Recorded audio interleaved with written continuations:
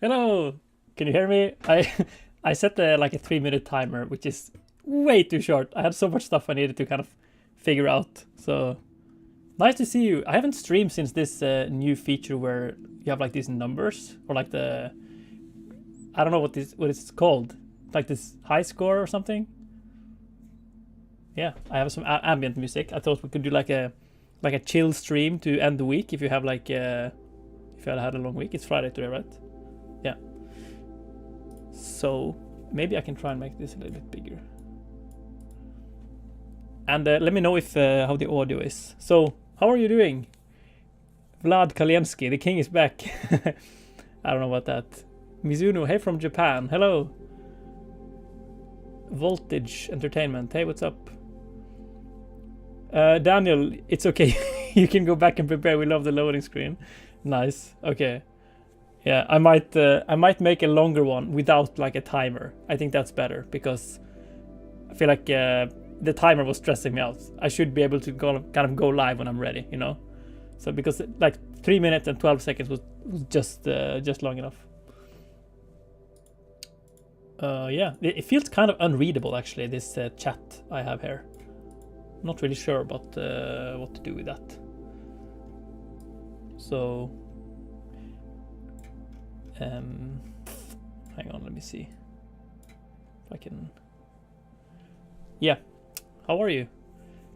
From Durban, South Africa. If you're watching this in the future, by the way, because this video will also be a VOD, you can check the timestamps for when the tutorial starts, because this is going to be like a live tutorial I was thinking about. Yeah. I like the overlay of chat like we are in Twitch. Yeah, a little bit. It's just, I haven't figured out the keying yet, so it's kind of, yeah, I'm using a keying effect instead of just a transparent background. Maybe someone can shoot me a DM if they're good at this stuff. It could be nice. It's unreadable to you if you're looking at chat from OBS preview. Okay, so it's, yeah, I don't know. Okay. So I was thinking today, yeah, let me show you my my screen because I'll be in the corner today like this. I think that's better. Hello from Algeria, nice. Hello from Norway. By the way, I want to see what's the thumbnail image for this stream, because I just didn't specify a thumbnail, so I just hope it's not. Okay, yeah, it is. Okay, so it does update. Yeah, so the thumbnail is probably gonna update. Nice. Okay, sweet. Oh, we have that nice live icon as well. Okay, so hello, welcome to this live tutorial where we have chat over here. Nice to see you. And we also have me over here. Nice to see me.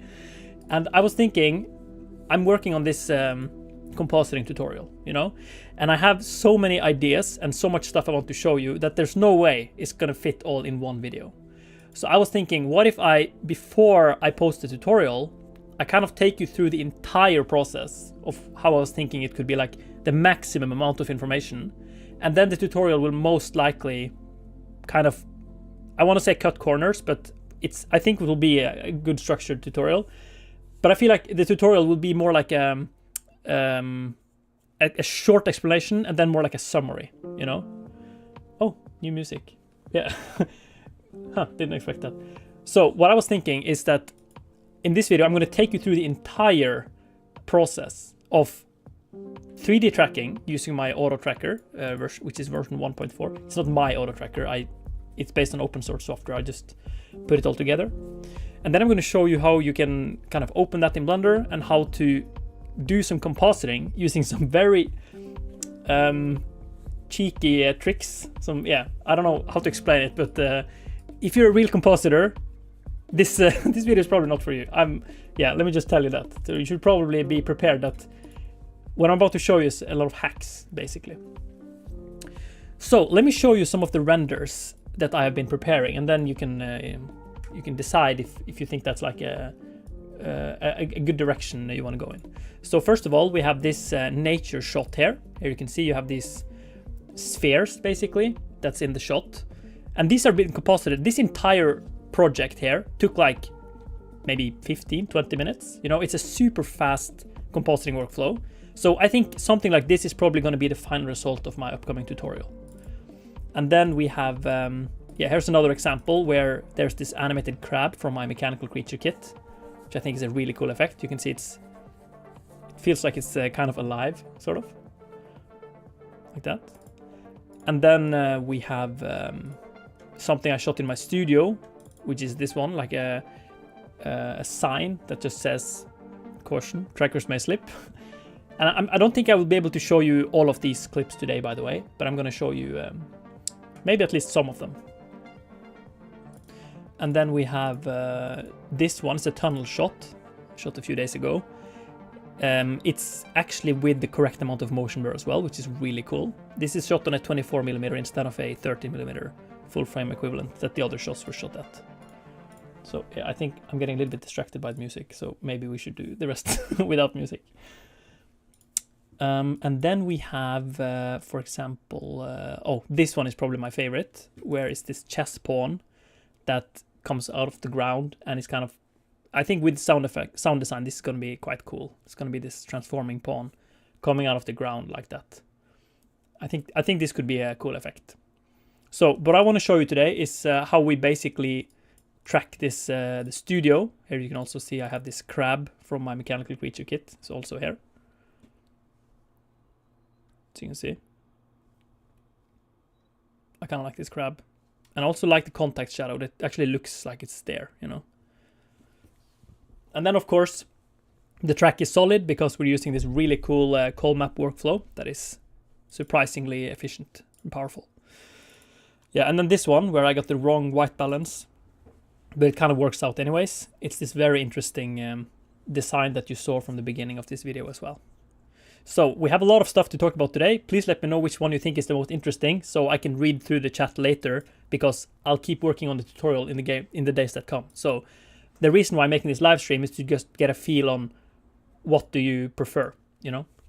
So will you delete this live? No, this link that you're currently watching will be live. This is the live stream. So you can just copy this link that you're watching and you can watch it in the future. And yeah, this one. Okay, so hang on, shouldn't close the browser. So the reason why I'm making this video today is because I've made this 3D tracking tutorial here that I recommend that you watch. 3D tracking using CallMap, which is very powerful. It's a fully automated photogrammetry-based 3D tracking workflow, which is very powerful. And then I made a second channel video, not sure if you've seen this, but this is where we use GlowMap instead of CallMap. Very powerful. So this is kind of a little bit weird, because if I'm making a tutorial now about how to do compositing, which I'm going to do, I'm going to make a tutorial about compositing. I'm like, the people that watch that should probably watch this main channel video first, and then they should watch the second channel video, and then they should watch my compositing video. So the reason why I'm just making sure that everyone will be able to follow along, or the reason why I'm making this video is to make sure that everyone will be able to follow along. So I want to make like this really long video today. So maybe grab yourself something to drink or just chill out, because I'm going to show you the entire process from 3D track to final compositing that I just showed you. So yeah, is that a new t-shirt? It is. It's from this, it's this Blender merch from Cuffed. Here you can see. They sent me this, very kind. So this is gifted, basically. Let me just show you. Cuffed Blender. I'm not a robot. What? Okay. I haven't seen that before. Yeah, here you can see you have this Cuffed collection. So the Cuffed were really kind to send me some shirts, which was really, really cool. Okay, let's try and stay on topic here. So let's start out by examining this auto tracker folder. So if you haven't watched my second channel video yet about GlowMap, I highly recommend that you do that, because it's an updated workflow. It's now so much faster. Let me see if I can pull up the graph there, because I made this illustration to show how much faster it is. It should be here. Yeah. So GlowMap is this other workflow, which is similar to CallMap. Here you can see you have CallMap and you have GlowMap. under the hood, they work very differently, but we won't be able to tell the difference when we're using it. So that means that we can just use CallMap and GlowMap together in the automated tracking workflow I put together. And look at this. It's 15 minutes compared to 54 minutes on the same shot. So that is why I'm going to show you how you can use GlowMap today. So, or I'm actually not going to show it today. I recommend that you watch my second channel video, because there you will see how to put together the folder structure and stuff like that. But I'm going to show you how to import the footage from there. Yeah, it's free. OSPRM is asking, is it free? It's free. Okay, so. Boop, bidoop. Okay, so here you can see the folder structure. I'm not sure if I can zoom or no. So you have the first folder is called GlowMap, and in here you have the plugins folder, and you have all these files. So I go through this in my second channel video. And then you have all the videos. Here you can see you have the backplate that I just showed you. Here's the studio footage. Here is the this nature scene. And then there's this shot here as well. And there's the other shot of my studio. And then we have FFmpeg, which is just a static build of FFmpeg. You can find the link in the second channel video description and the main channel video. And then we have scenes. These are all the reconstructed scenes, because I've already reconstructed them, so we don't need to wait, because they're pretty much guaranteed to be reconstructed. And let me know if it's interesting to have access to this kind of footage with the track, and maybe I can share it on my Patreon or something. Okay, and then we have the script, and this script has been updated. So let me show you if I can edit this. Yeah, so here you can see it's now using the GlowMap folder instead of the CallMap folder. And it's also using GlowMap in addition to CallMap, so it's much faster. So let me show you how you can import this to Blender. So here we are in Blender version 4.5. I'm going to enable my screencast keys. And I'm just going to delete everything. I'm going to save this to my desktop. I'm just going to call this Compositing and then C70, because that's the name of the clip, version 1. Okay, so now I'm going to import by going Edit, Preferences, and if you go to add-ons, you can install the add-on that I'm going to, there's a link in the second channel video. If you go to the description here, you can see you have this Blender Photogrammetry importer. You want to download this release here, and you want to, yeah, Photogrammetry importer, you want to install this zip file. So yeah, let me just download this to my desktop, and then when you're in Blender, you can just take this Photogrammetry add-on, and you pull it in like this, and when you let go, you will be prompted to install it. But I've already installed it, yeah. So you should watch my second channel video to see, yeah. Okay, so now we can go File, Import, CallMap, or Model/Workspace. And then if we scroll down to our desktop here, not need to scroll, it's right there. I can go to my auto tracker folder, and here you can see we have scenes, and here we have all our shots. So I'm going to do scene number C70. And this is a little bit important, because there's something that has changed with the way you can kind of import things. So I'm just going to show you how to do it. So first of all, we want to copy the images file path. So if you open images here, you can take this file path and press Ctrl+C, and you want to paste it into this image part here. And then you want to go up, and then you want to go in the sparse folder, and then in the 0 folder. And these are the stuff you want to import, because that's much more stable. You're avoiding like a bug where you get every third keyframe instead of every keyframe. Or it's stretched by 3 times, which is weird. So now we can enable suppress distortion warnings, and then we can go add points as mesh objects, and then import CallMap model like this. And then we need to wait a little bit. Maybe move chat to, oh yeah, maybe move chat to the left side. That's a good idea. We could also remove the chat a little bit as well if someone wanted that. Okay, nice. So now this is imported, and a question I got a lot in my video is how do you reorient this? And this is super easy actually. You select the point cloud object here. If you collapse the cameras, you can select the point cloud object, and you can press A. So now all other objects are selected as well. And then you can press Ctrl+P to parent to object. So that means that now if you select the OpenGL point cloud here, you can view this from the side, for example, and then you can press R and you can rotate. And this will most likely lag quite a lot actually. So I'm gonna place this here. And I'm gonna see, yeah, we can probably rotate it a little bit more. And what I like to do is I like to hide the mesh point cloud. Just click the little eye icon. And then you can see these points are super big. So to make them smaller, you can press N to bring up this menu. And you can just lower the OpenGL visualization size. If you can't see anything, that means that you need to go to Preferences, System, and change the backend to Vulkan instead, because this only works with OpenGL. So that means that now we can dial this on even further. So I want to place the ground to be where the ground is. And then here's a trick. You can press R and then R again. And then you can kind of get a feeling on where is it. So if you hold on Shift, you can see, I think it's maybe there. And it is very important that you are precise with this, because our brain can tell really easily if the ground isn't lined up. It's super weird. So let's just zoom in here.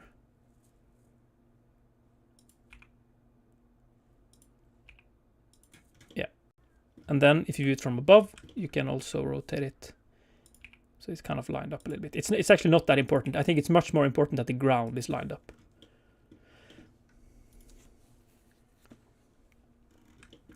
Oh, yeah, you can see I missed a little bit. Move up. Maybe here. Yeah. Okay. So now we have our scene set up like this. And I want to save my blend file. And I don't think I want all these animated cameras here. So if we just take and close this collection here, we can just take this cameras collection and pull it out like this. And now you can press 1 and 2 to toggle in between the collection and the cameras. So if you press 2 now, you can see you have all these still cameras. We don't need this. I'm just going to delete these. And then I'm actually just going to delete the collection of cameras as well. So now all we have in our scene is our animated camera and our point cloud. So let's select our animated camera and let's go View, Cameras, Set Active Object as Camera. So now you can see if we zoom out there. Oh, it's a pretty long shot.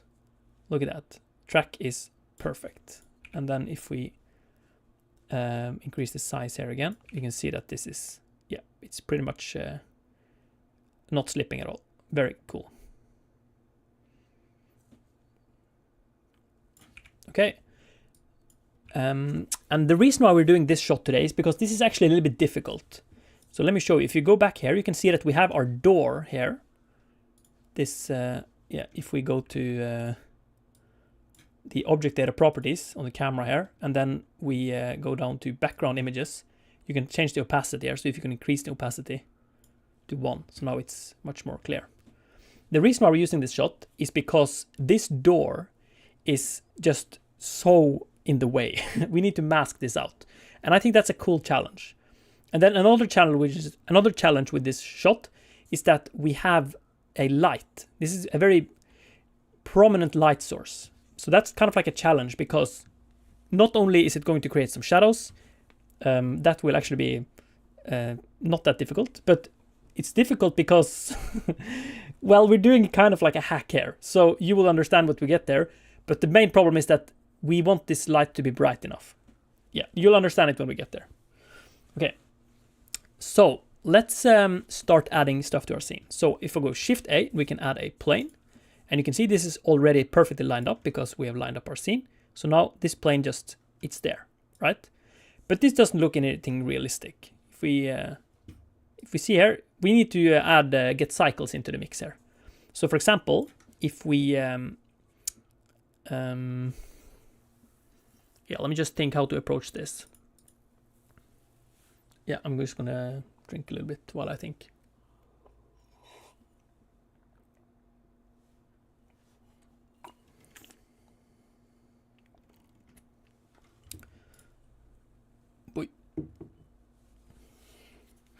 Okay, so this entire effect is all about projecting the texture from this video onto our ground plane.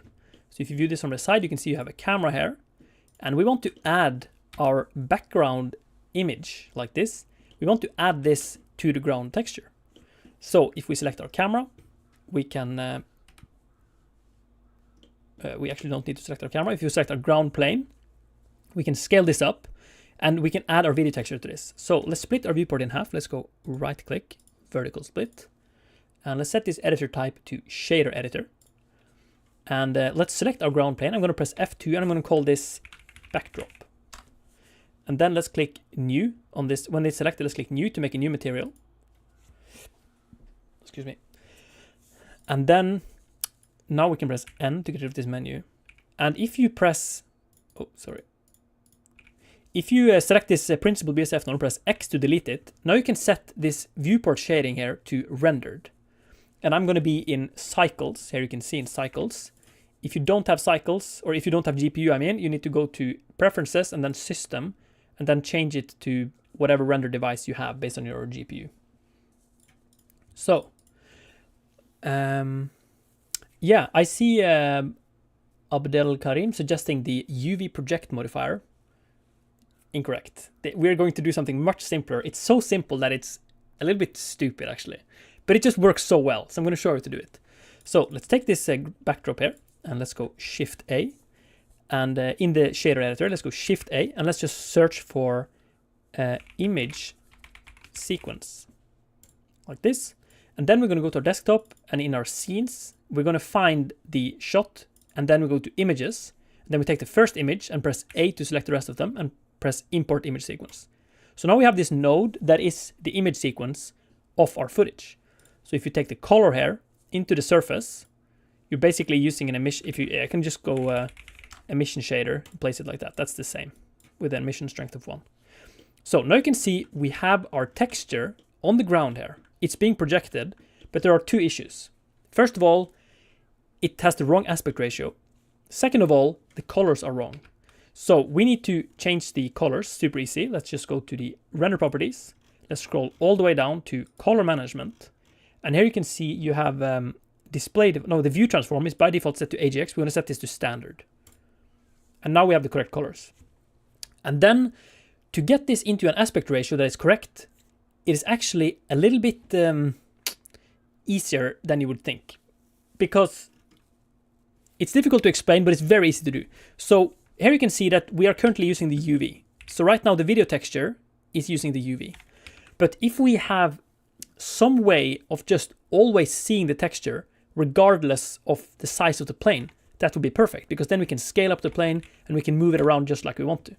So if we once again split our viewport in half here, if you go horizontal split, and then we set this editor type to 3D viewport. Now you can see that we're watching this through the camera right here. So if we set this back to solid view, and then we set this one to rendered view. I want that, yeah.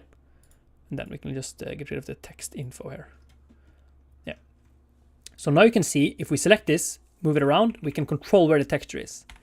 But we want this texture to just be a transparent window. So what we can do is that we can go in a shader editor, we can go Shift A, make sure that your backdrop plane is selected. We can go Shift A, and let's just search for texture coordinate node. And now we can change the texture coordinate of this plane. So instead of using the UV, which is default like this, we can set it to window, for example. So let me show you here. If you hold on Control, you can click and set it to window. And now this might look weird. What's happening here? If you look at this ground plane, let me explain this a little bit more clearly. If I move away from the camera here and look at this, now you can see that this ground plane, it's the texture. It's a window projection. So if we scale this up now, you can see that we can see our texture with the perfect aspect ratio. So if you view this through the camera, now it has the perfect aspect ratio. If you view it through an image like this, it will have the wrong aspect ratio because it's based on the image. So since we're using the camera, we can just scale this up and the aspect ratio will be correct. However, if you just scale this up, you will not be able to leave the event horizon here. It will always just stop right there.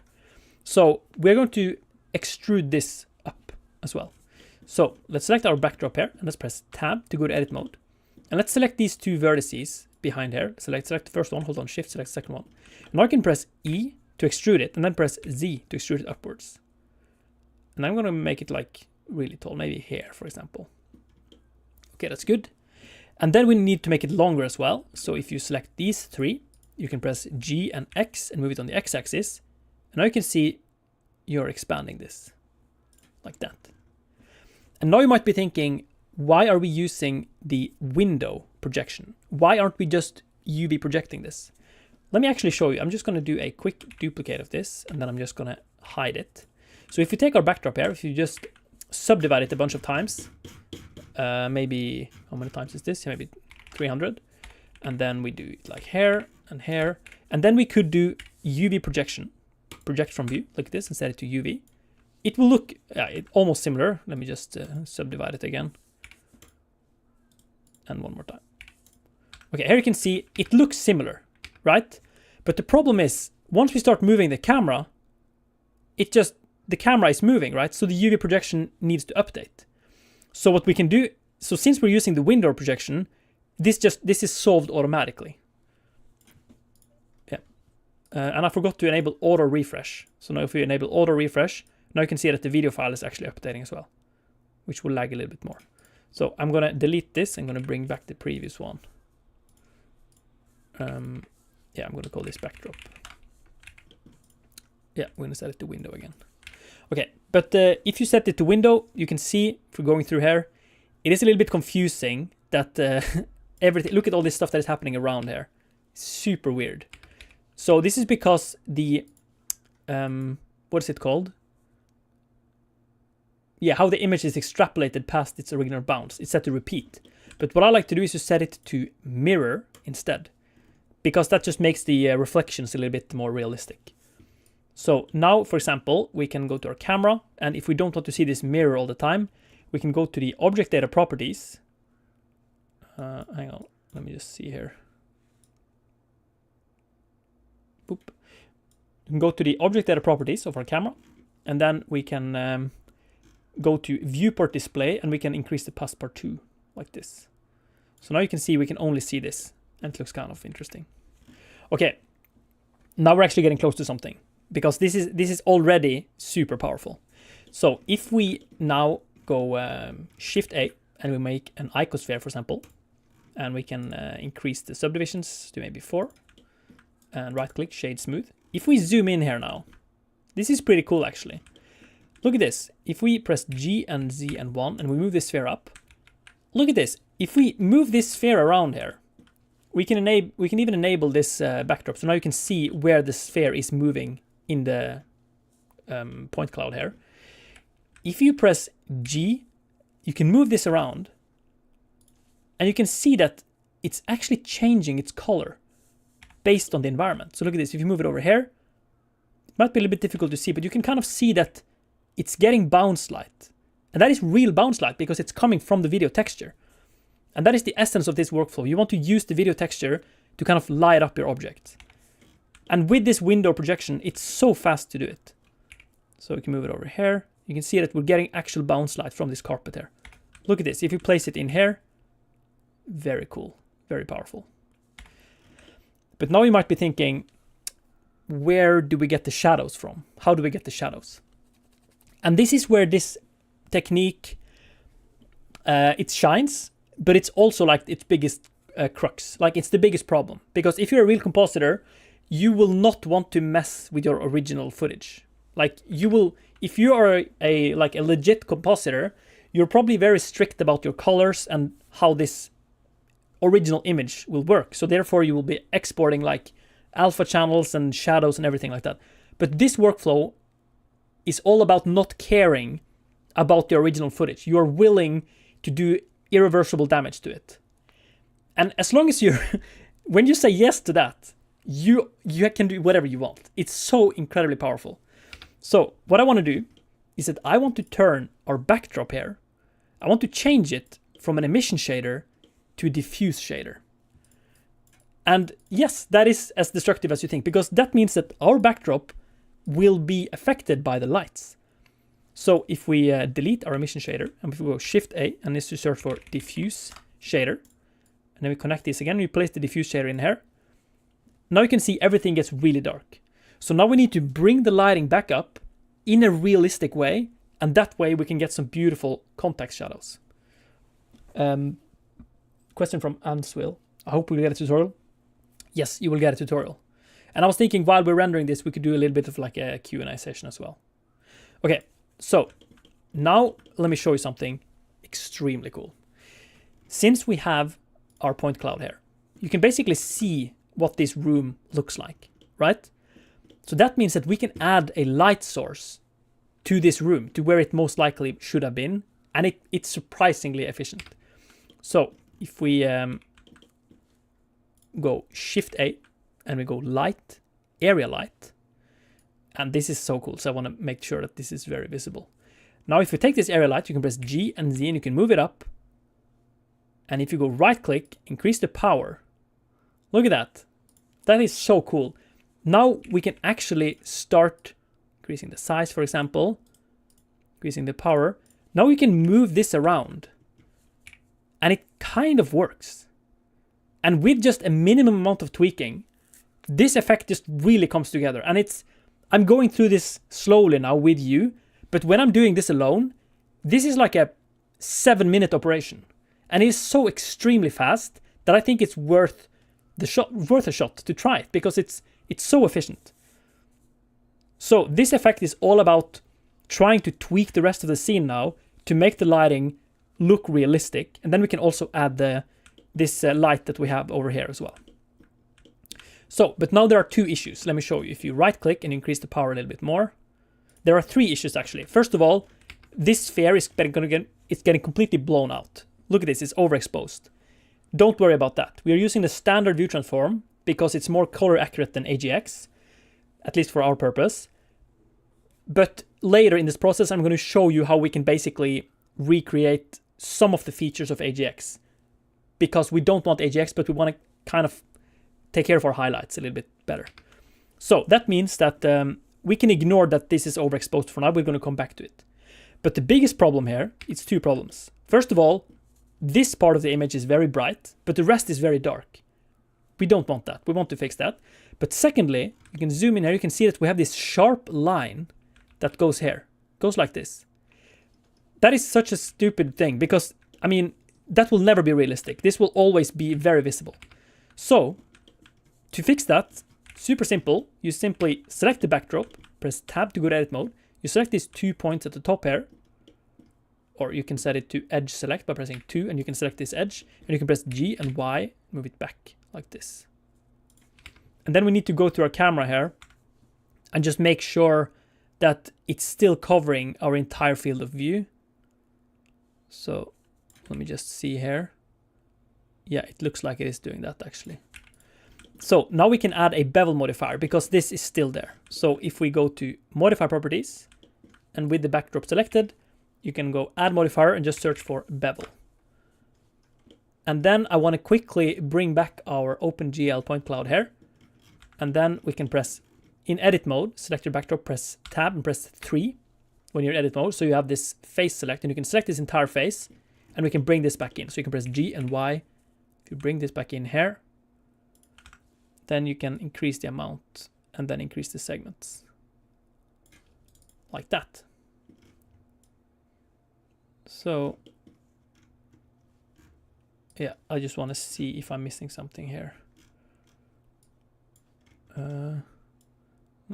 Oh, and by the way, one question, why don't you use the clip for the backdrop? Why is it set to mirror? If you set it to clip, you will lose a lot of light. Look at the shadows here. I'm not sure if you can see it, but if you set this to mirror here, we will get like it's more fill light, and you can especially tell if you're doing reflections as well.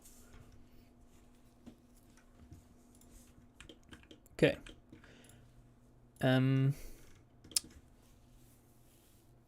Yeah, so I should probably just revert that change.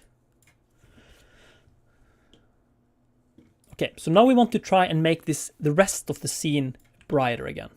So to do this, I want to start out with making the light source that I think was the original light source here. I mean, I know that there is a ceiling light in this room because I made the video. I recorded a video, but let's just assume we don't know that. If you could keep the chat to English, by the way, that would be amazing, because I don't speak that language. Okay, so if we take this area light here, we can see that we maybe want it to be a little bit softer, maybe a little bit higher. I don't want to light up this wall here. I want it to kind of keep it there. And then let's duplicate it. Let's view it from the side here and press Shift D and let's move it up. And then we can kind of add like a little bit of a fill light here. Maybe there. Yeah, let's see. We'll come back to this because this is a tweaking exercise, I think. And then we need to... let's look at the world strength. Yeah, let's go to the world properties. And let's increase our world strength here. Let's increase the brightness. Now we can see that this is getting really bright. So let's lower this a little bit. And this one as well. Yeah, now you can see we kind of lost all the shadow here. So I want to keep this a little bit lower. And then we might come back to increasing it.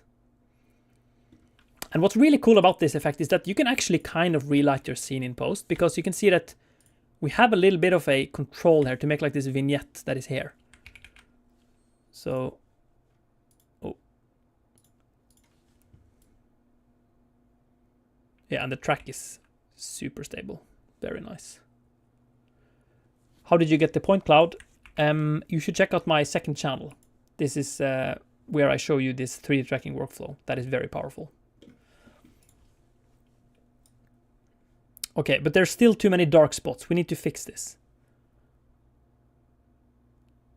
So I want to add this light source. So let's bring back our point cloud here. Let's actually bring up our mesh point cloud because then we can select. You can see here you have these objects here. If you press tab to go to edit mode, we can just select these objects. So maybe no. Can we just hide the... Oh, apparently I can't see. I don't understand why I can't see the points.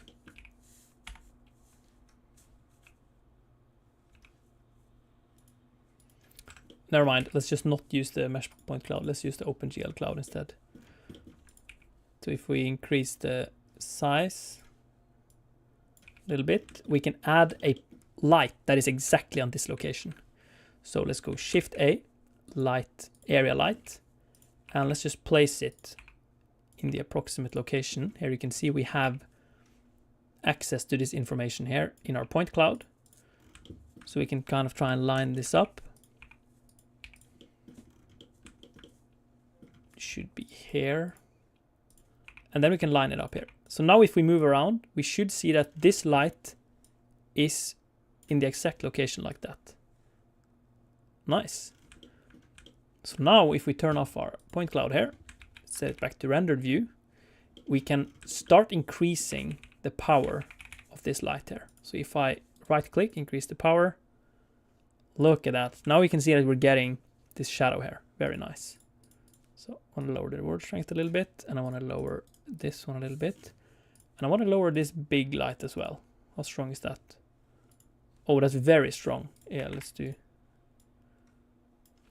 maybe 100. So from now on, this is basically like a tweaking exercise.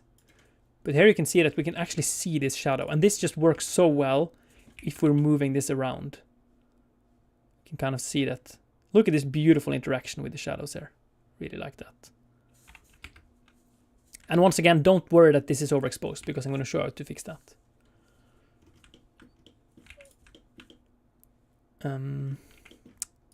We can, let me just see, can we increase this a little bit more? No.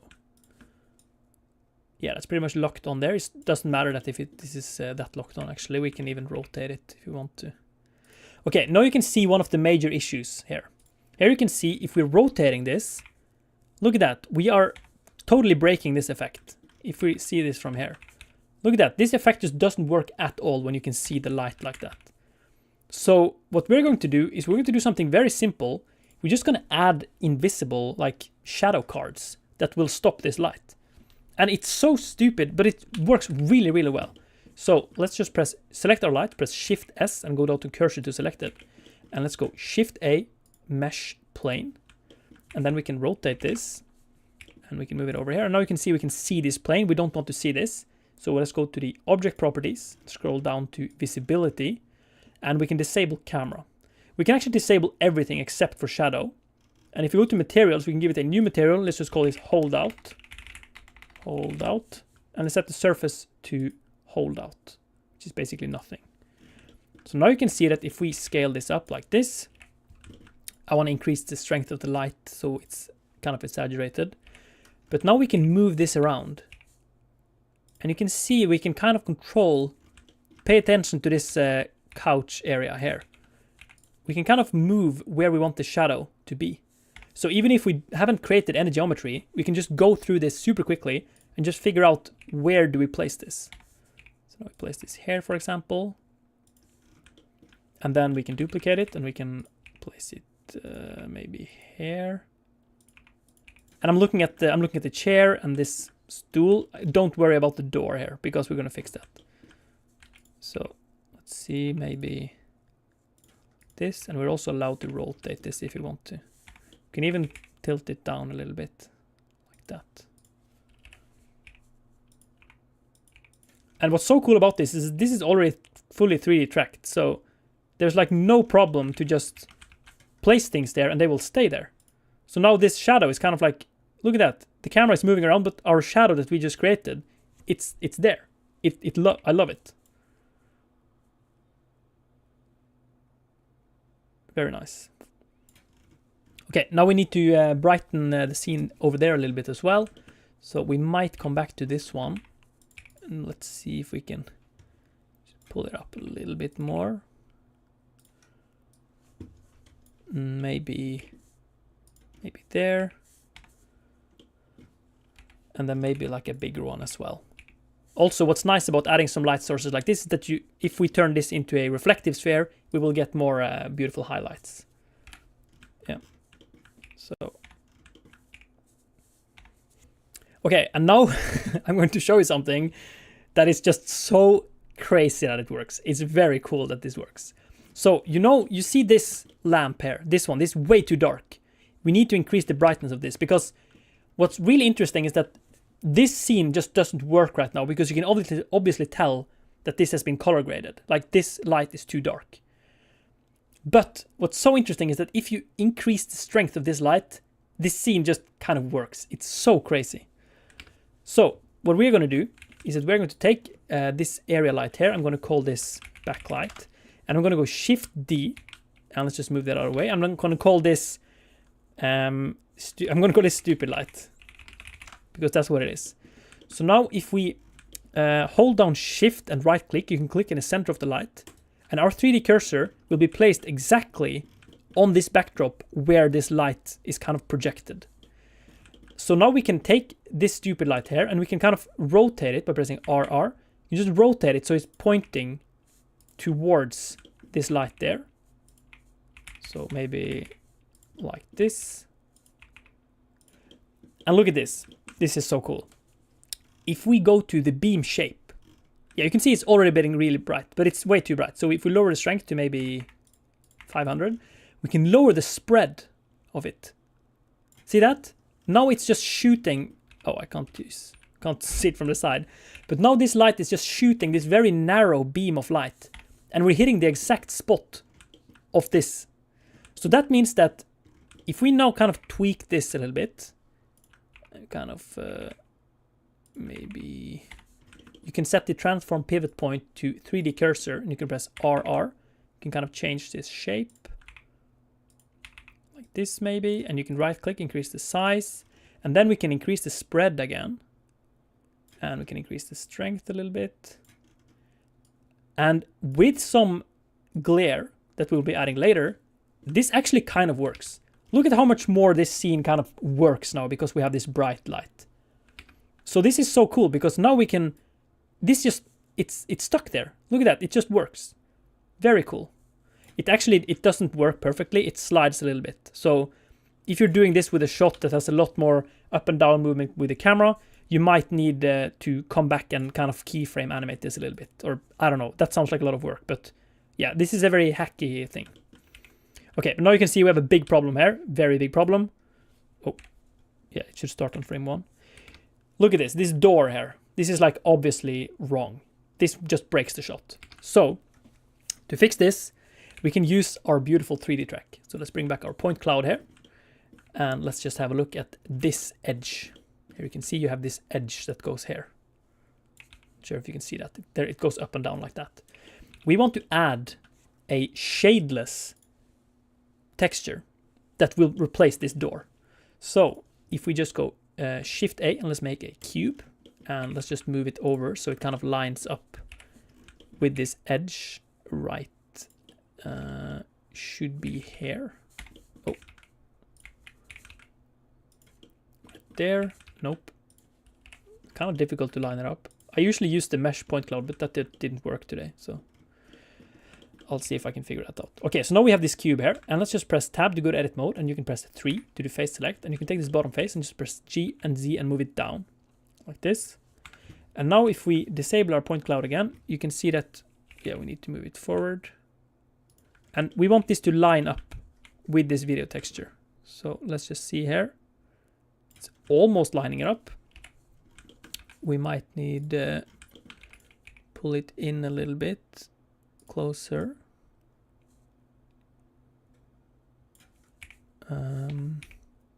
Maybe like this. Yeah, let's see here. Nope. It's not perfect. Okay, this might be perfect because we do have some, or it might be good enough, I mean, because we do have some motion blur, so it might work. Okay, so let's maybe take, press 1 and go to vertex select, and we can take this bottom one. Pull it in a little bit. Yeah, I think this should work. And then we need to, yeah, you can see we see a little bit of the shadow on the wall there. So let's just move it over a little bit. Like that. So now we can take, yeah, we need to move it higher up as well, so it covers everything, and then further back. So when we start the shot, we can see that this door is just masked out.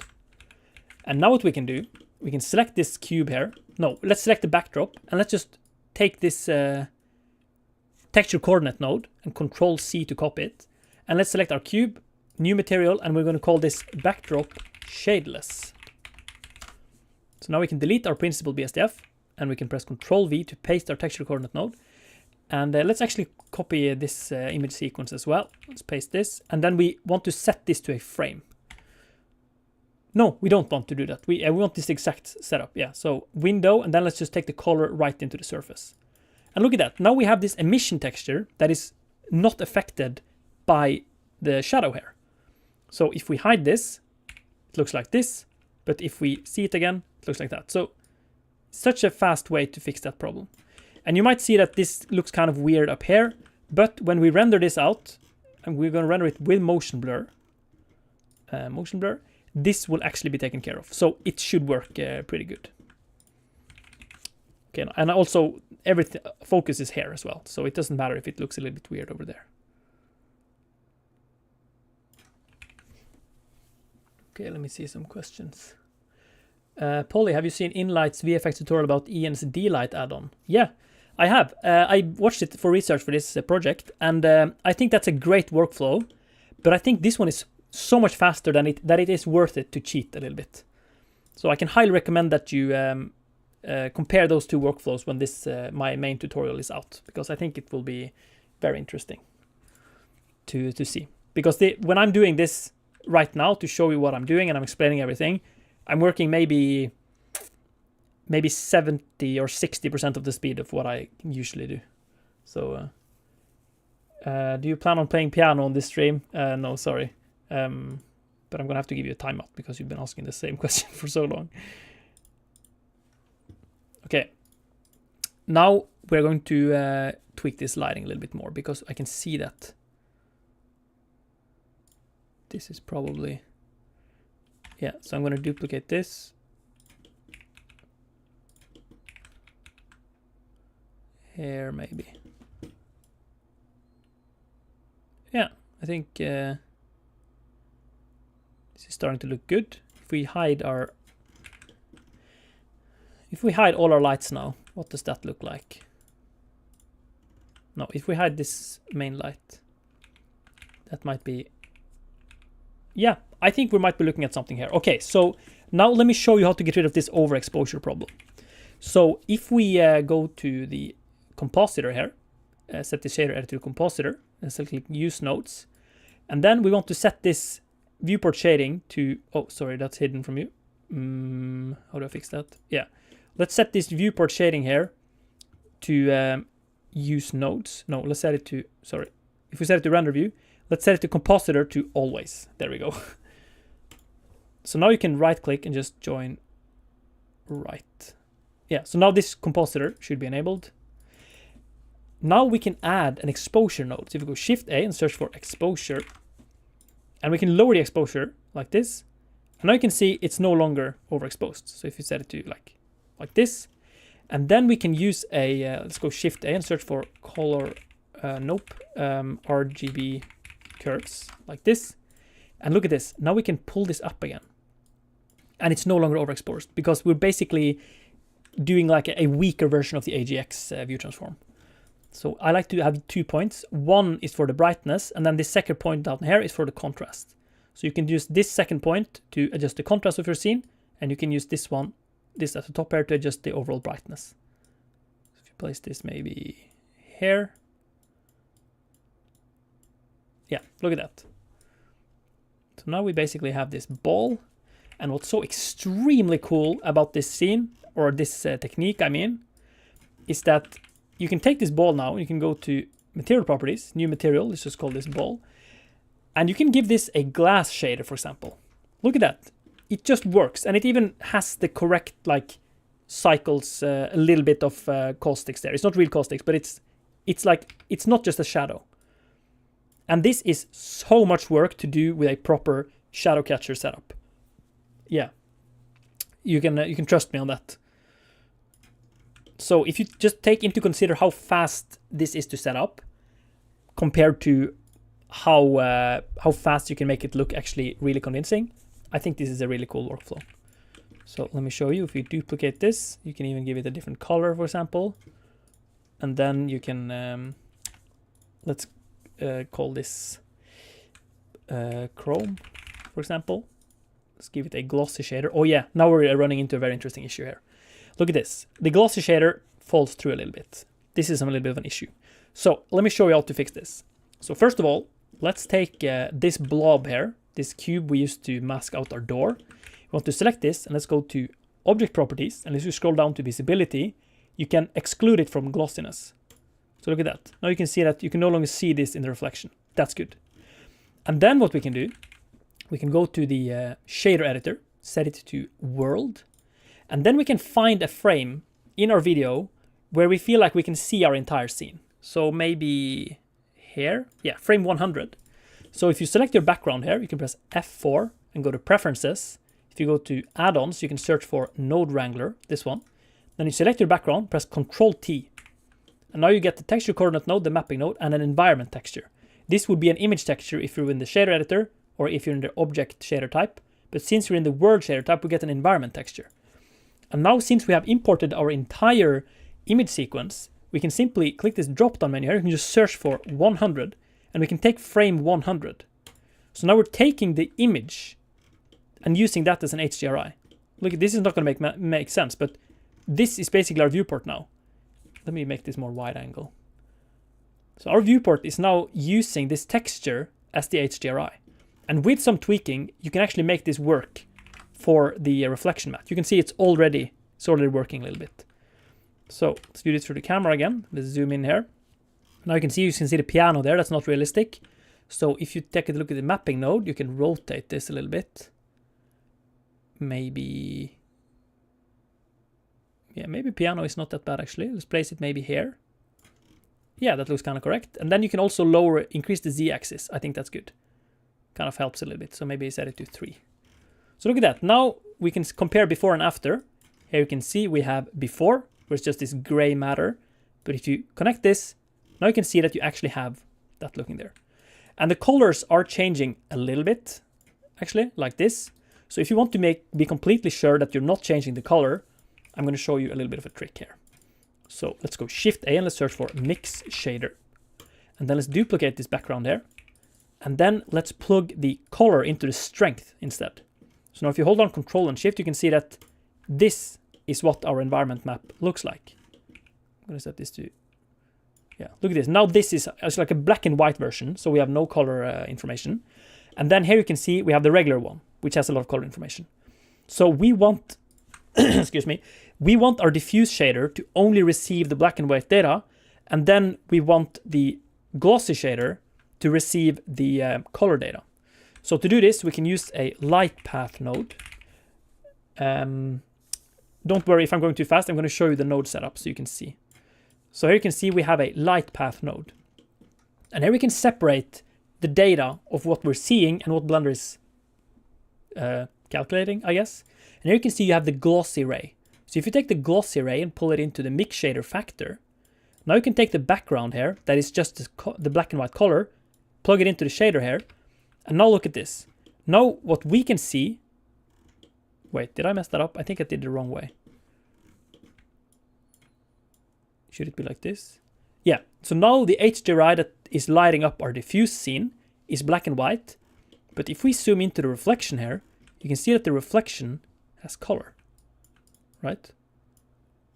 Yeah, that's what we want. Look at that, perfect. And then you can even increase the strength if you want to, but things very quickly get unrealistic. So maybe let's set it to 1 or 2. Yeah, 1. And then you can use this to increase the brightness. And this will basically be a little bit of a slider. If you set this to all the way up to 1, now we're getting closer to what this scene actually looked like. And yeah, so I'm going to keep this fairly high. So here is the, yeah, I can swap these two. So here's the node setup for the environment shader, the environment texture. Very, very powerful setup. And just a quick recap. We are using frame 100 from our video file, just a still frame as the HDRI image. Doesn't need to be an EXR, HDRI, fancy high bit depth thing because we want the colors to be accurate. So we take the color and using it for the reflection, which is being controlled by the glossy ray. And then we're using the strength of it to be controlling the diffuse shader. So it's basically like a black and white for our diffuse shader. And if you want this to be stronger than 1, you can actually just give it a value that is higher than 1. For example, 2. Yeah, you can start give it really strong values. Yeah. But we need to be a little bit careful here because look at this. Here you can see the shadow is actually going onto this. So let's just be a little bit careful where we place things because it is it's not a perfect method, but yeah. Oh, one more thing. You can see here we have these really sharp lights here. We want to add some glare to this. So if we set this to compositor in before the render layer and the exposure node, we can go Shift A and just search for bloom, for example. Place that in here, and if we zoom in, you can increase the size. And highlights, you want to make sure that the threshold is above the video texture. So you can see now everything is glaring, but now you can kind of isolate it to only being whatever is inside here. So maybe there. Yeah, I think there is good. Pretty powerful. So now we can take this glossy shader, for example, and we can add some. Oh, I didn't mean to make it blue.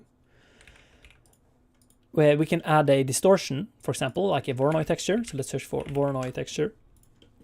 And I mean distortion, I mean displacement. So let's take distance and height.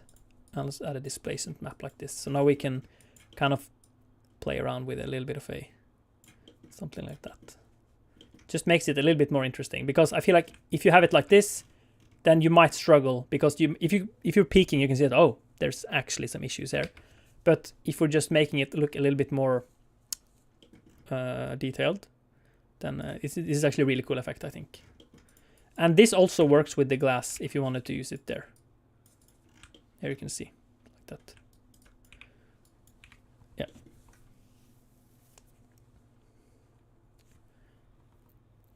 Yeah.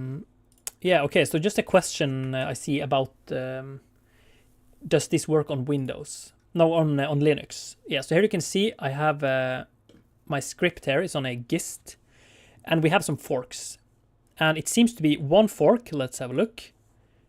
Is this for... What is this for? It's a long Python script.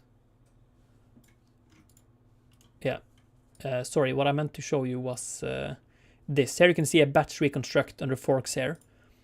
Aerogenesis has already made a Linux version, so if you know something about Macs... Oh, yeah, someone has made a Mac version. So there's already a Colmap version for Macs. Oh, thank you for sharing this method. Will the stream be available afterwards? Thank you from Devi Animations. Yes, my streams are always available afterwards. So you can use the same link as you're watching the stream from right now. So, it's a little bit dark. My studio, I think. Okay. Hey bro, what PC are you using? I'm using the same PC as I'm talking about in my Q&A video. But yeah, my GPU is an RTX 4090. And yeah, here you can see. If you watch this video, you can learn everything about my PC. I'm using an RTX 4090 and I'm using the Intel i9 13900 KS, I think. And 64 gigabytes of DDR4 memory, I think. So, regarding the question of Macs, yeah, here you can see that the script I used to get the point cloud, someone has already made it working for Mac. This is for Colmap though. So if someone takes a look at, for example, this GlowMap script, this one, maybe someone can fork this into working for a Mac or Linux, for example. Yeah. Oh, Knapp in the chat. Hello. Okay, so I want to show you now how to add some more objects here. So if you, for example, yeah, let's try and go to, yeah, because what's so powerful about this is that now this is pretty much set up, so we can place whatever object we want there, and it will just work. So if we go to the render properties, you can see that this is set to 4K. I'm going to set it to 50%, so render it in HD. So if I press render image now, we will, oh, I forgot to turn off the point cloud, so that looks kind of cool actually, but I'm not going to keep that. It's going to look super weird. It actually looks kind of cool. Yeah, let's just take the mesh point cloud and disable the render. Yeah, so now we can render it. And it's going to look overexposed while it's rendering, but the compositor is bringing it down again, so it looks tasty. Okay, let's add an object here. Let's, for example, add a chair. So if we go to here, Polyhaven, got it. If we go to models, there we go. I think they have some furniture. Yeah, this one, mid-century lounge chair. I'm going to download this to my desktop. I'm going to unzip it.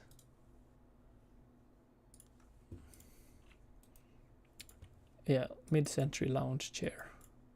I'm just gonna open it. What I like to do is just to open it and just paste it. Oh, Stash in the chat. Hello. The point cloud looks cool. Nice. Yeah, I agree. But it's not gonna work in the final render because the shadow is gonna be weird. Okay, so how now we have the chair. I'm gonna Control C and copy it. If you, yeah, I'm using the copy attributes. I think it's an extension. Yeah, copy attributes menu. I highly recommend this.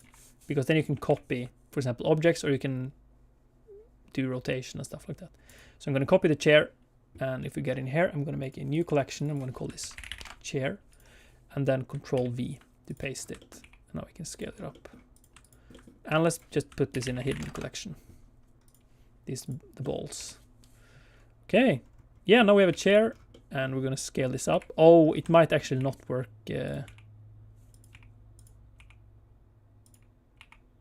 It could actually work.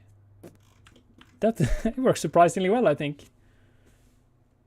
I don't know. The shadow might be having some issues. Yeah, because we can't place it here. See, now the shadow is messed up. So we need to place it. Maybe we can have like one chair here, and then one maybe here. Yeah, we are limited by where we can place them. So you can probably tell that there is a limitation to this workflow. Let's see if we can have this. Because there's a TV here, so we can have like this chair. These are just sitting and watching. Maybe, can we do one more? Maybe like this. Yeah, nice. Now you can see you have these 3 chairs kind of walking around. I think it works. I'm not sure. This might be too close to... Yeah, look at that. Now let's render this. Is this cycles? Yeah, it is cycles. Nice. I think we might be looking at... we need to increase the glare on this one. Because these chairs are really shiny. Oh, look at that. Leather, that looks really nice. Yeah, so we definitely should go for 2 chairs. So let's take this one. Like that. Yeah. It feels very fast, yeah, because I'm using the denoiser and we are actually working with a super lightweight scene. Because if you think about it, most of this, what's being rendered here, look at this, when you're rendering this, is rendering super fast because almost all of it's just a diffuse shader with a texture. Blender doesn't care that it's an actual video texture. It just takes a little bit longer to load every frame into VRAM, but it's just a video texture. That's all it is. Yeah.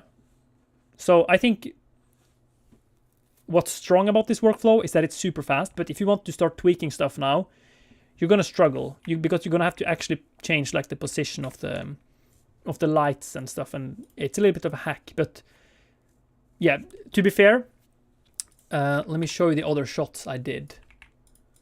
I did show you some shots, these ones. For example, this one is so much easier than the shot I just showed you. This one it's so much easier.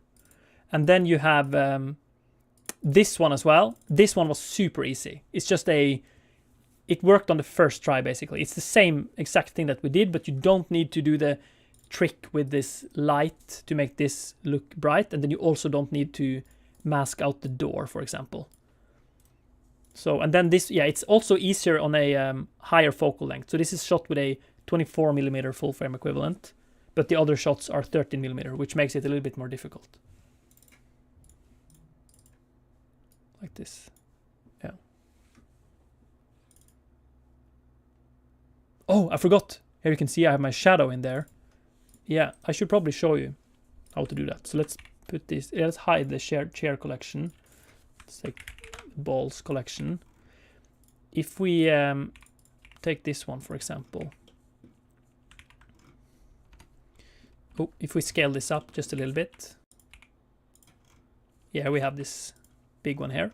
Now you will probably be able to tell if we're walking in and there's no reflection in the ball from where the camera operator is walking. So I've done a thing about this before, but I just wanted to let you know that I've prepared a texture. So if we go Shift A, Image Mesh Plane, and you go to our desktop, I have assets. I made a cutout of myself. So here you can see we have, this is me. It's from a video that, maybe you can tell what video it is actually. Yeah, here you can see, it's basically me. I'm walking around like this. So what we can do is we can take this cardboard cutout of me and we can parent it to the camera. So that makes it look like there is some reflection of the camera operator, which can be a very nice way to do that. So I'm going to make it hidden from the camera. If you go to the object properties, ray visibility, you hide it from the camera, but now it's visible to everything else. So if we take, oh, where is it? Yeah, it's there. If we take this texture here and you press Shift and select the camera and then press Control P and parent the object. Now this texture will be walking around. Maybe we can see here. Yeah. This texture will be following the camera like this. So now we have like this realistic, more realistic thing. Oh, I need to hide these. Yeah. So if we zoom in now on this ball, this one,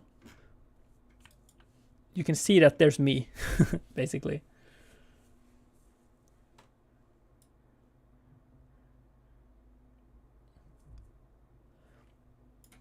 Yeah, so it might be a little bit difficult to see. We can actually cheat and make it a little bit bigger.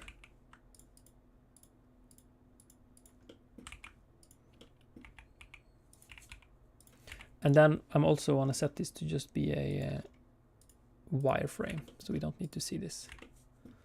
Yeah, but it's a little bit too, maybe we can make it a little bit darker. So let's go Shift A, color, RGB curves maybe, and then just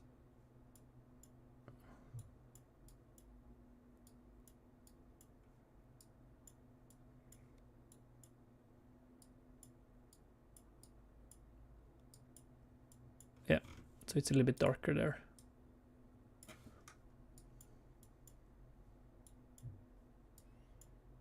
I don't understand why it doesn't get darker. What? Okay, let's just do.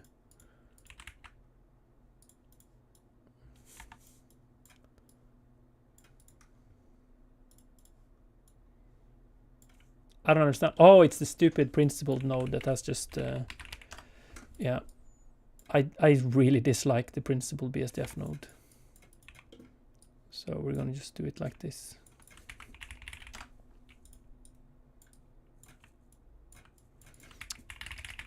There we go.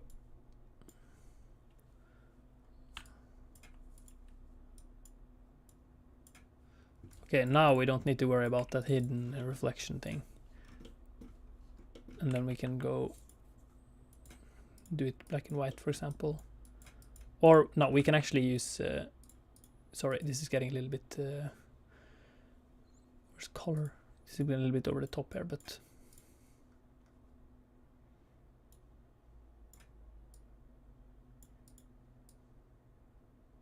yeah, I think this is good.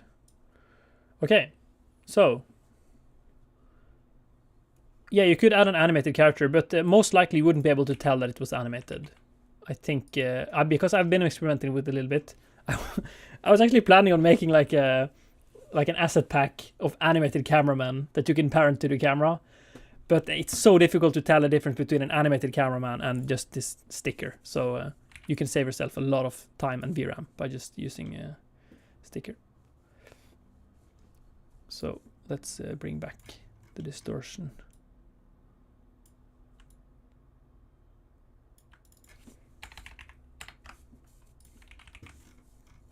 Yeah, and then this will basically look like it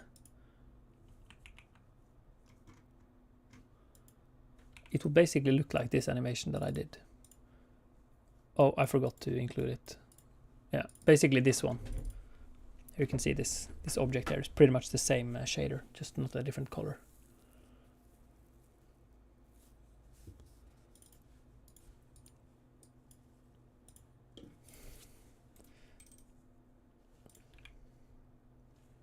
Isn't it weird that this is what it looks like in wireframe, but in rendered view it looks like this?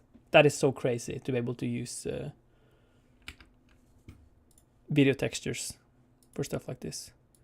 And then also, if you see here, if you zoom in on this door here, it looks very sharp. But if I do a render, for example here, you can see it actually kind of works because you get motion blur. You get the motion blur here, so it kind of works because there's paint here as well, so you can't really tell what is the edge, what is paint, what is. Yeah.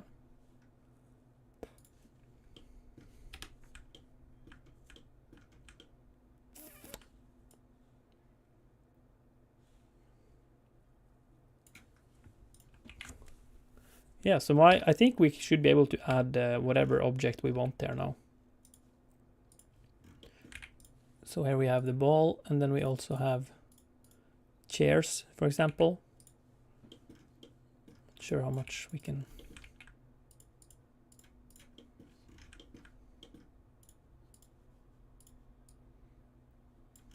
Nope.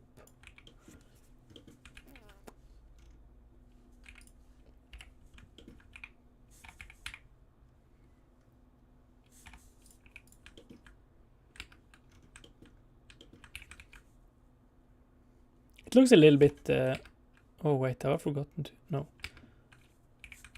I feel like you could make this work, and especially if you're rendering at a high resolution, because this leather is really high quality. So I think I would render this at a higher resolution and then yeah. Are you planning on doing a bigger project using this workflow? I'm not sure, actually. I think I just need to get the tutorial out there as fast as I can. And I basically need to put together the tutorial. And I just wanted to make this live stream to cover the entire process. But I just realized now that this is probably... It might have been a little bit difficult to follow because, yeah, it's not the easiest workflow to do live, I think. So perhaps the tutorial will be better. Could also be worse. I don't know.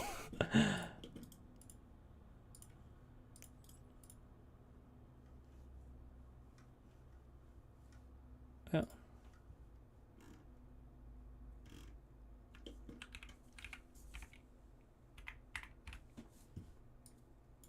Oh, I forgot to delete the other chair. Yeah, I think one chair is best.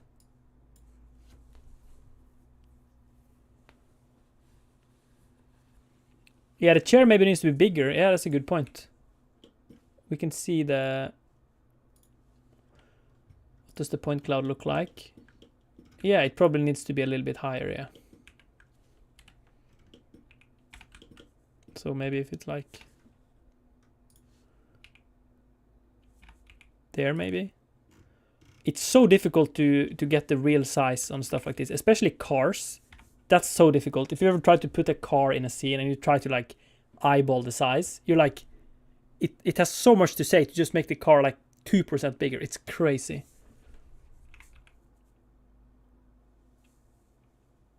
But I think maybe that this is correct size. Could be maybe a little bit like this. The contact shadow here is just fascinating. Look at how beautiful this contact shadow looks. You can definitely tell that there is bounce light going back and forth and you get so much for free. It's fascinating.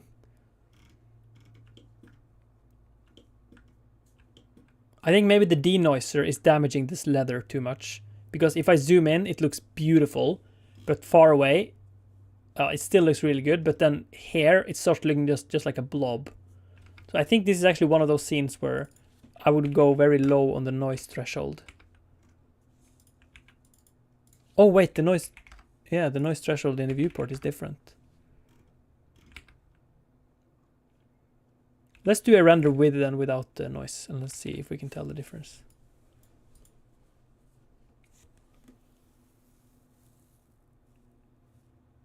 Yeah, okay, so this is...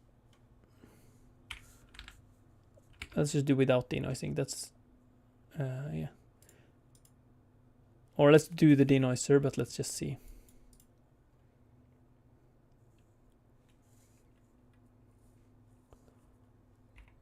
So now there's no noise threshold. Okay, doesn't make any difference. So let's actually try it without any denoiser. And we probably need to render it for a little bit longer. And we'll see.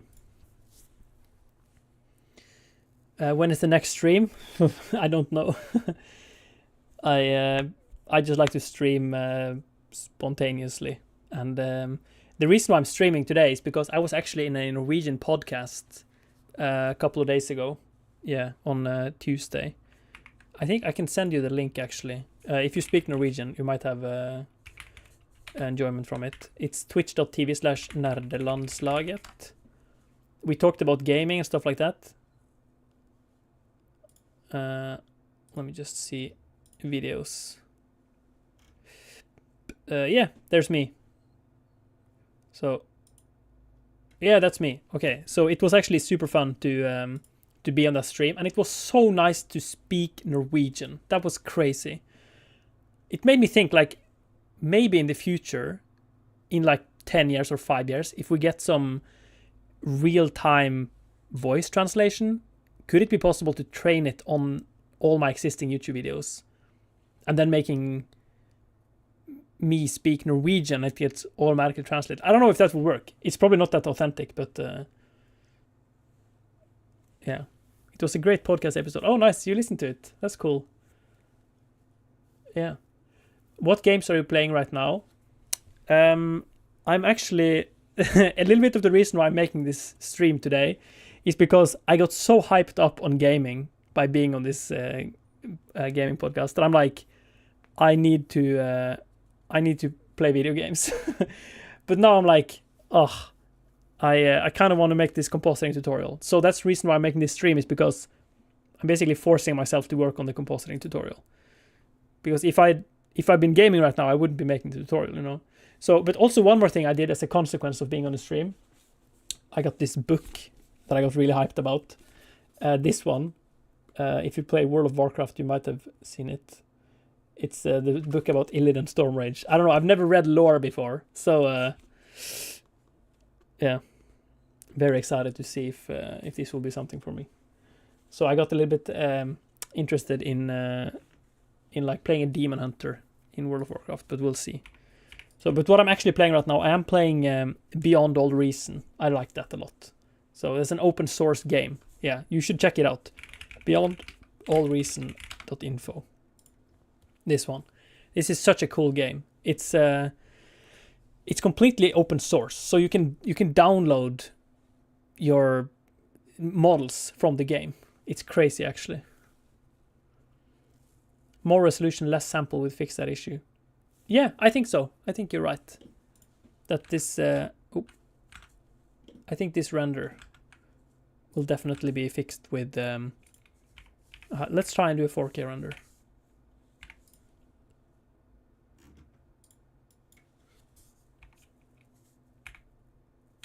I think maybe that I don't think I would recommend rendering this scene in 4K, actually, because if you look at this, the video isn't that sharp because it's a 13mm lens on the iPhone. So that is actually not the sharpest like lens. So that means that the 3D render will be a lot sharper.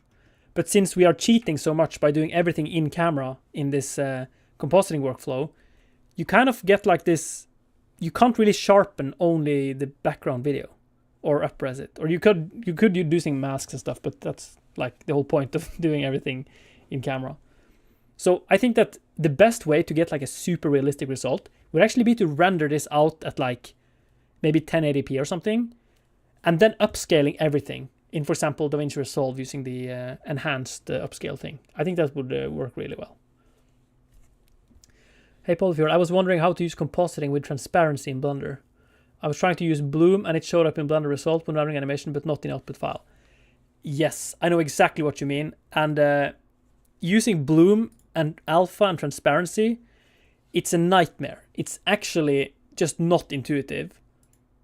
And a part of me just can't wait for generative AI to just solve compositing problems like that. But at the same time, I'm not sure what I feel about that technology. So, but I feel like, yeah, Captain Dissolution has an amazing video on. Let me just see.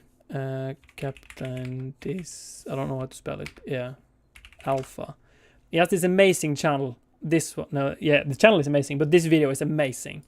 This you should definitely watch his Alpha channel stuff, because he definitely knows everything you basically need to know about Alpha channels, and even he shares the frustration. So it doesn't get easier with Alpha channels, like pre-multiplication, all that kind of stuff.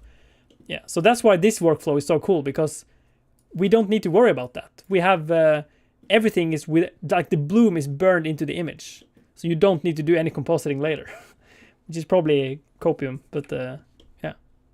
It actually looks really nice. It looks a little bit too sharp though. See, the chair is a little bit too sharp. So I think, yeah, I think I would render this out at the HD resolution.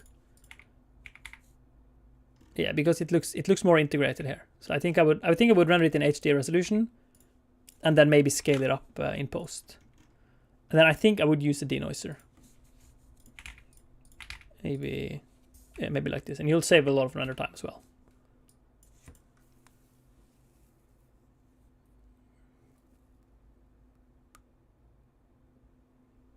Ah, look at the viewport in black and white. Yeah, I can try that.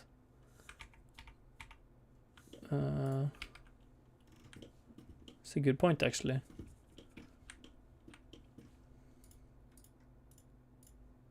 Here we go.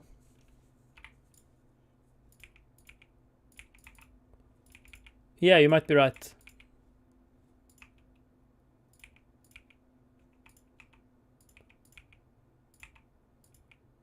I think you're right, actually. That could be tweaked, yeah. So if anyone wants to learn how to tweak that, I don't think I'm going to do that now, but if you want to do that, you can use RGB curves like this. You can set it to red, for example. You can go to red, and you can just dial this in.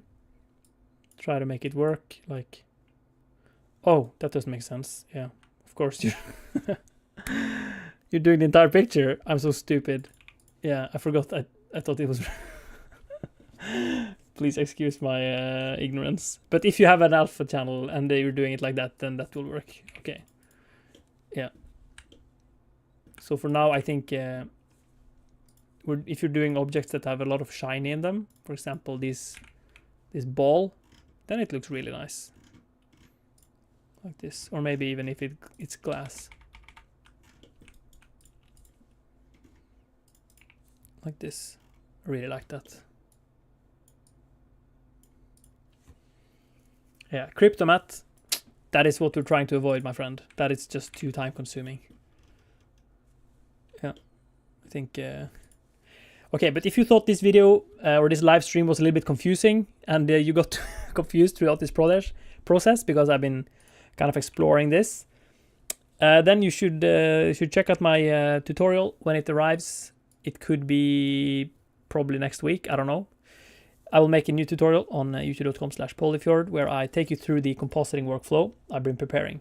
So the live stream that you just watched was a little bit more advanced than the tutorial because we're using these shadow objects, for example, and we're also masking out this door here. So I might go through that in the tutorial as well, but I'll probably not go through it as detailed. Yeah. Do you think the Mac Mini M4 can handle the kind of compositing editing you're doing right now in Blender 4.5? I think the viewport performance, I think that will be significantly slower. And I think you will... I mean, Macs are really powerful and their M chips are really nice, but it's pretty long way up until like an actual GPU that does like a dedicated GPU. Because I like the amount of power this GPU pulls is insane. So... And also, Blender is really well optimized to work with NVIDIA.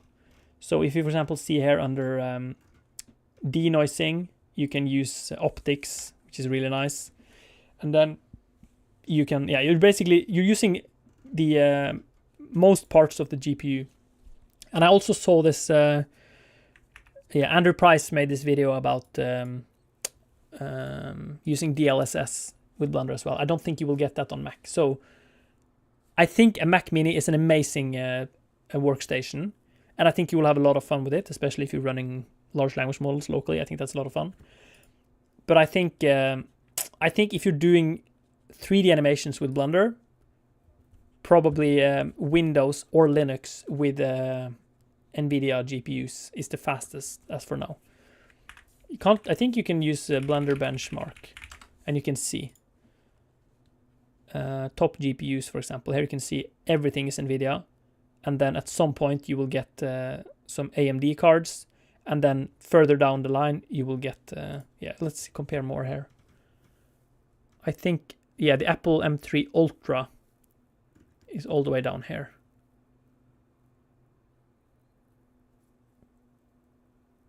Yeah, so if you can see, this is basically like a linear graph. So if you see, I have the RTX 4090. It has 10,000 whatever median score, or basically 10,900.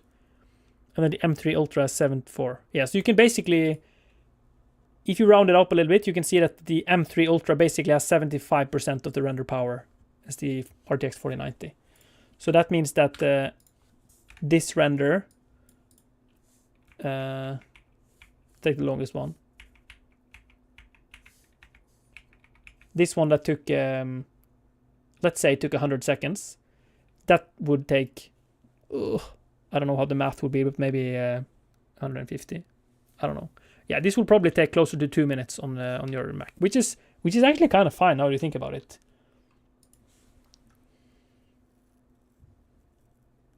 Yeah. Why am I using the optics denoiser? That's a good question. But yeah, the open image denoise is right now it's the best one for preserving the details, but the optics is faster. However, I think I recall seeing some update that the optics denoiser is going to be faster actually. No, I mean it's going to be better. There's going to be an update to optics. Or was there another name for it? I don't know, maybe someone knows what I'm talking about. I feel like I saw this not that long ago, that there are some denoising options that are improved for optics coming soon or something. I don't know, I could be mistaken. So, yeah. Should figure it out, I don't know. Maybe someone can leave a comment.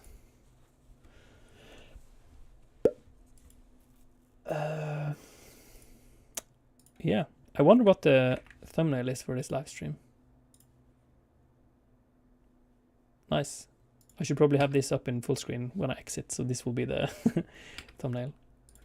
DLSS, yeah, someone has made progress on DLSS. It was shown at SIGGRAPH, which Andrew Price made a Instagram reel about it, and it looks very surprising. Yeah.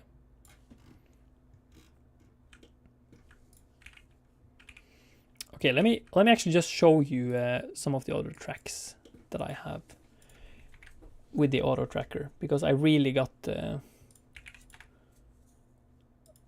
I got some really good tracks here. Here you can see this is the track we're going to be using in the tutorial, I think.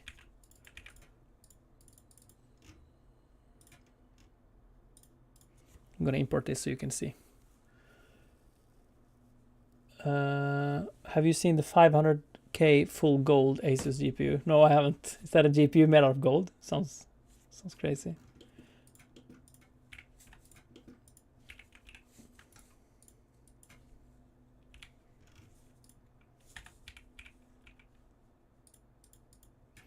Okay. This is a very cool shot. Let me show you. It's a road, and then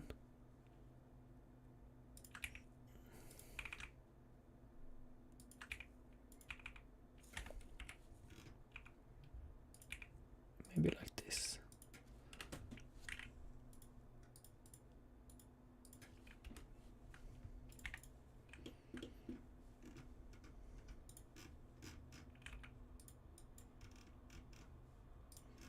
Look at this track. It's a very good track.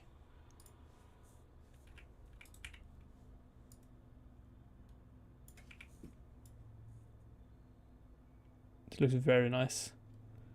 And what's so cool about this is that you can actually stabilize it in post. If you first do the track, then you can stabilize it.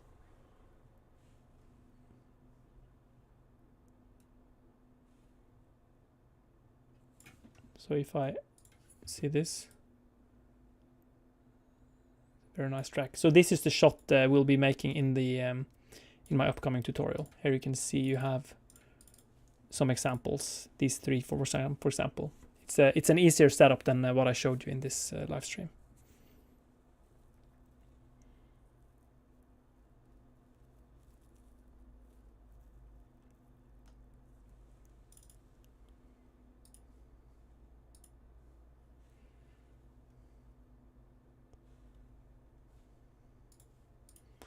And then you have this, which is this crab from, oh, maybe I can show you how to do that just super quickly. Not make it, not do the compositing, but just place it there. Because if you use, here you can see you have my mechanical creature kit. And you have these creatures. Yes, just a quick shameless plug. Super Hive. There we go. You can check this out. It's my kit. You can try the free starter kit first, and then you can, if you want, you can buy it. Which is, I recommend trying this. So here you can see one of the characters from my mechanical creature kit. If you just pull this in, for example. Yeah, I'm gonna hide this. Very small. And then we should be able to see this.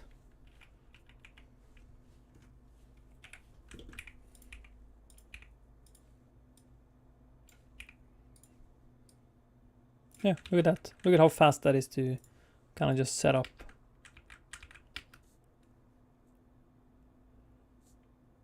The track just works.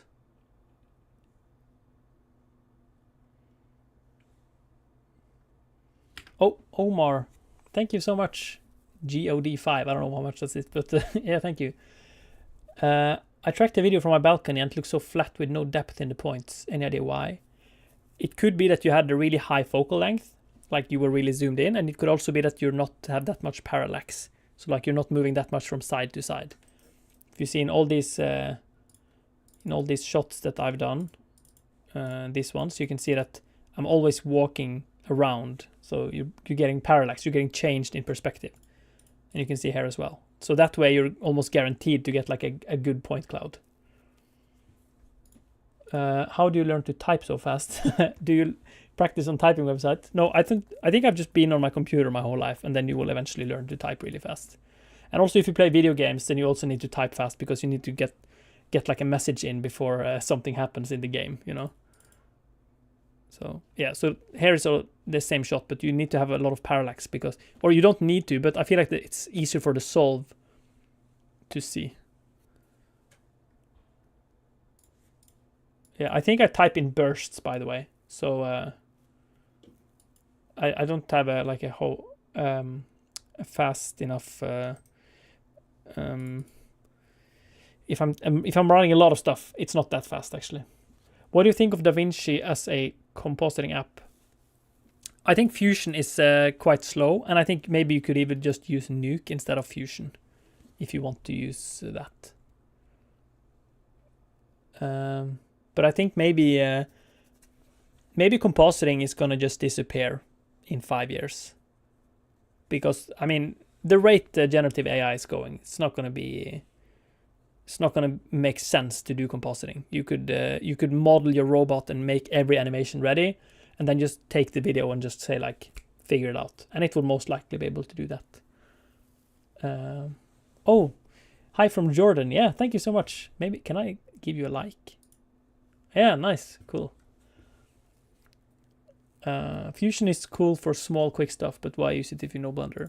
I don't think they're overlapping completely. I think there are definitely things that you can do in Fusion that you can't do in Blender, and vice versa. Fusion has a lot of great AI tools, like some of their like motion blur, like vector stuff. I really wish you could make motion blur like that in Blender. Yeah, and also object tracking is really fast in Fusion as well. Or like the tracker is so fast. What about object tracking? I don't think object tracking will work with this workflow. I think you would have to since this workflow is using photogrammetry, maybe you could use Blender's tracker to I don't know. It sounds a little bit weird to me, maybe. Yeah. I don't know if this is rude to ask, but I'm curious. How much is it to hire you? I think I might be not hireable, you know, right now. I really find a lot of joy in making YouTube videos, and I think I will probably make a few more tutorials before I do anything else, like in my life, basically. I have like 3 or 4 tutorials that I just really need to get out of my system, and then maybe after that, I don't know. I don't really do that much freelance anymore. Any solution to track stabilization videos by glow map? Yes, there is actually. Let me open up DaVinci Resolve here. I just need to hide my screen a little bit because I have some stupid projects that I can't really show. But I'm going to show you some stuff in something really cool that you can do in DaVinci Resolve. Or at least we're going to try.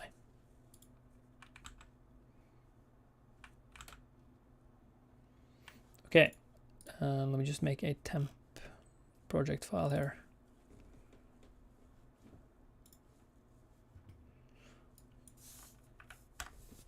Okay, now we're back.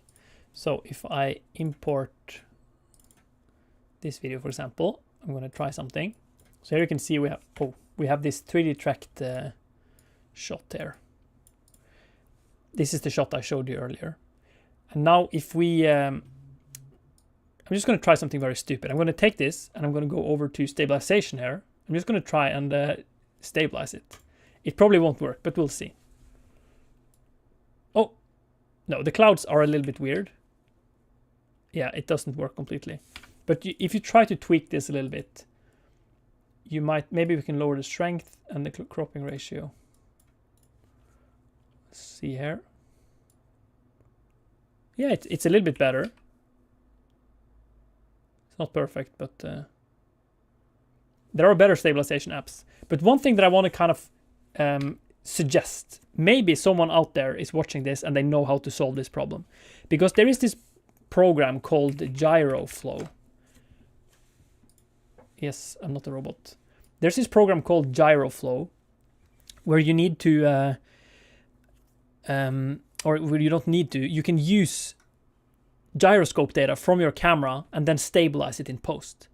So, if anyone is watching this that knows how to do this, wouldn't it be really cool if you could be in Blender and here you have a camera that is moving around. Look at this, you have a bunch of animation data here. Like, is it possible to take this animation data, if you look at the rotation, for example, look at all this animation data here. Do you think it would be possible to take this data here and use it to make this here, to make this gyroflow data? Wouldn't that be really cool?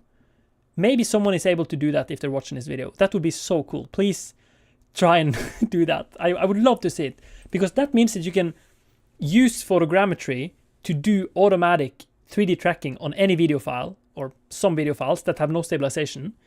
And especially if you're shooting with a high shutter speed, for example, then I think it should be super manageable if you can export that data as the format that GyroFlow needs to stabilize it, because you have super accurate data about every frame, how much the camera is moving every frame.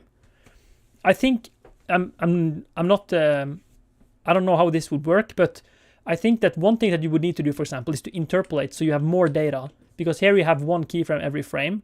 You would probably have to go something like Bezier, you know, and make it like smoother, so you can make it like 200 times per second instead of just 30 times per second, for example. Yeah, so if someone can make, yeah, just to summarize the request, if someone can make some way of exporting the camera data from Blender with the video file into a data format that GyroFlow needs, that would be so cool. Yeah.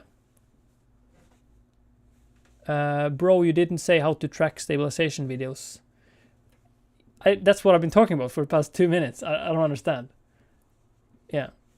So because since you have to disable image stabilization when you're recording with GlowMap or ColMap, then you would need to stabilize things. So what I like to do is to stabilize it in Blender. No, in Adobe DaVinci Resolve in post. Yeah.